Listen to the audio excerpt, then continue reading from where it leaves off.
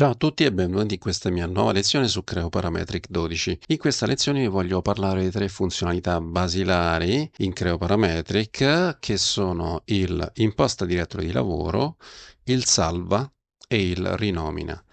Il salva è un comando che sicuramente conoscete bene perché è presente ovviamente in tutti i software che utilizziamo abitualmente, mentre il imposta direttore di lavoro e il rinomina hanno un comportamento leggermente differente che è bene conoscere. Il comando imposta direttore di lavoro è un comando che troviamo immediatamente nella barra home di Creo Parametric ed è questo, anche se qui lo vediamo in inglese, select working directory. Lo troviamo in realtà anche andando a scegliere una cartella dall'albero delle cartelle. Posso selezionare una cartella qualsiasi e dirgli tasto destro e nel menu contestuale scegliere imposta direttore di lavoro.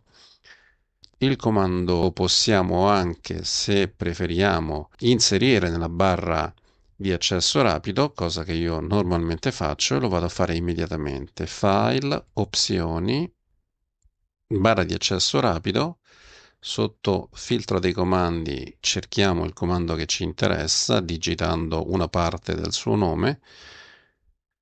Eccolo qui, ci viene mostrato, selezioniamo il comando sotto il quale vogliamo inserirlo e a questo punto con la freccetta verso destra lo carichiamo in questa barra, gli diamo un ok e adesso ce lo troviamo anche qui sopra.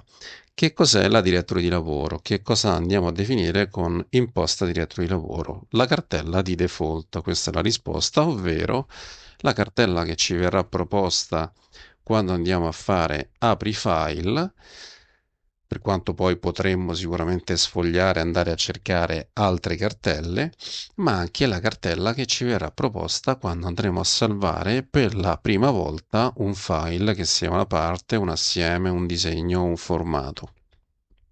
E quindi sostanzialmente impostare il direttore di lavoro ci consente anche di gestire in maniera più ordinata i nostri file ed essere sicuri che anche se salviamo velocemente, quel file verrà salvato nella direttory di lavoro che abbiamo scelto. Quindi questo è secondo me altamente consigliabile, soprattutto se non utilizziamo un sistema PDM nella quale invece la direttory di lavoro perde un po' di importanza. Quindi impostare il direttore di lavoro ci consente di mantenere ordinati i nostri file. Possiamo più volte cambiare direttore di lavoro all'interno di una sessione, ma attenzione, quando chiudiamo Creo Parametric, l'impostazione della direttore di lavoro si perde e quindi quando lo apriremo successivamente dovremo reimpostare la direttore di lavoro.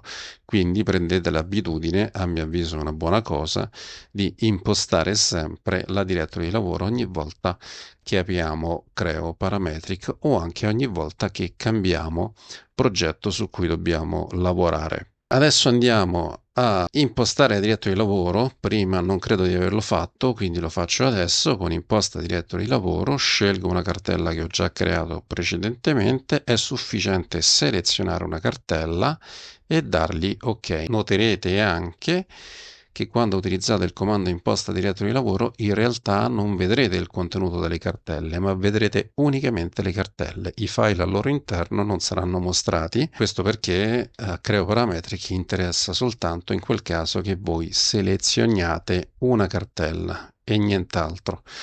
Quindi gli do un ok e adesso noterete che se vado a fare apri file mi mostra appunto la direttory di lavoro che attualmente è vuota. E se vado a creare un nuovo file, cosa che faccio in questo modo, e ricordate che quando creo un nuovo file in Creo Parametric gli do un nome, quindi lo chiamo directory underscore lavoro underscore salva underscore rinomina, che sono gli argomenti di cui vi sto parlando in questo video. Gli do ok, il nome è stato già scelto, attenzione, quindi se vado a fare un salvataggio di questo file, anche se al momento è vuoto, ma lo posso benissimo salvare, clicco su salva, lui mi propone immediatamente la direttory di lavoro, per quanto io sono libero comunque di scegliere una cartella diversa per il salvataggio di questo file, basta sfogliare e sceglierla. In questo caso però non voglio farlo, mi appoggio alla direttory di lavoro già selezionata, noterete che il nome del file non è modificabile, anche se qui andate a scrivere qualcosa, cosa che molto spesso gli utenti meno esperti possono provare a fare, in realtà questo campo non serve a definire un nuovo nome del file, ma serve a definire un percorso di salvataggio di quel file, cosa che si usava un tempo, adesso francamente credo si usi molto molto meno.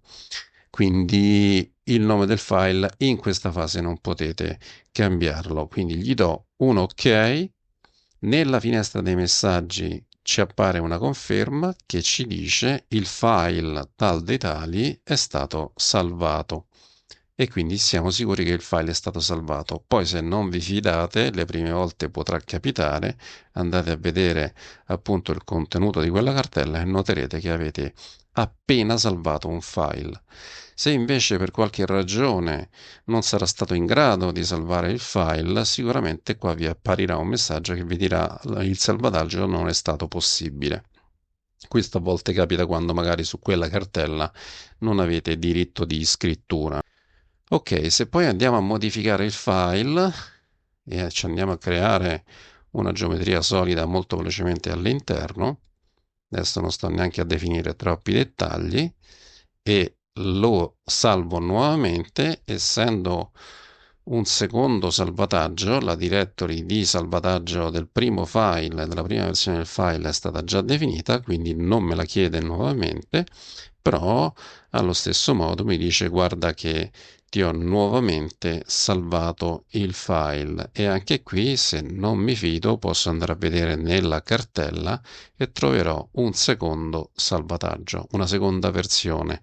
Per quanto riguarda le versioni dei file, andatevi a vedere il video relativo che ho pubblicato qualche tempo fa. Ok, quindi abbiamo visto che quando salvo un file non posso cambiargli nome. Per cambiare nome devo necessariamente utilizzare il comando rinomina, che era il terzo argomento di cui appunto vi volevo parlare in questo video.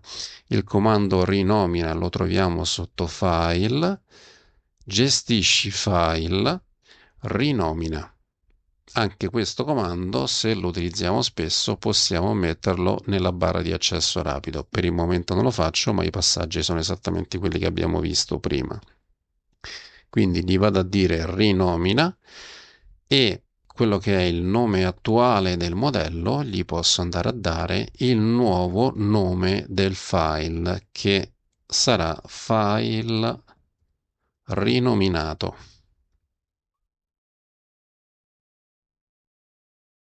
Lascio selezionato rinomina su disco e in sessione e gli do ok. A questo punto è cambiato il nome nell'albero del modello, è cambiato anche il nome qui in alto dove appunto ci elenca, ci mostra il percorso del file con il suo nome. Se appunto vogliamo verificare, possiamo andare nella cartella di lavoro e noteremo che tutte le versioni di quel file hanno cambiato nome. E questa è una funzionalità sicuramente in tante situazioni molto comoda, soprattutto quando non badiamo troppo, non facciamo troppa attenzione al nome del file che creiamo e che poi ci rendiamo conto deve essere rinominato.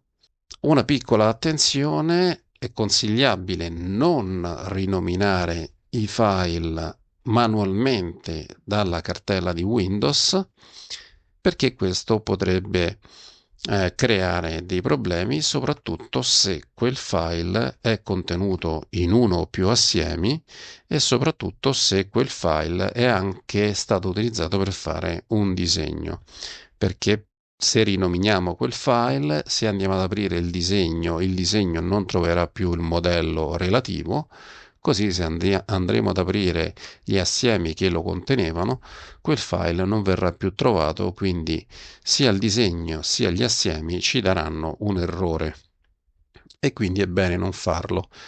E comunque se rinominiamo anche da Creo con il comando rinomina un file che è contenuto in un assieme o è stato utilizzato per un disegno, è bene aprire l'assieme o e il disegno in sessione in modo che la rinomina del file venga anche memorizzata nell'assieme e nel disegno a patto che poi salviamo il file che è stato rinominato e l'assieme che lo conteneva o anche il disegno che lo utilizzava per le varie viste. Detto ciò, direi che concludiamo questo argomento. Spero che il video vi sia piaciuto. Vi chiedo, come al solito, di iscrivervi al canale e attivare le notifiche. Ciao a tutti!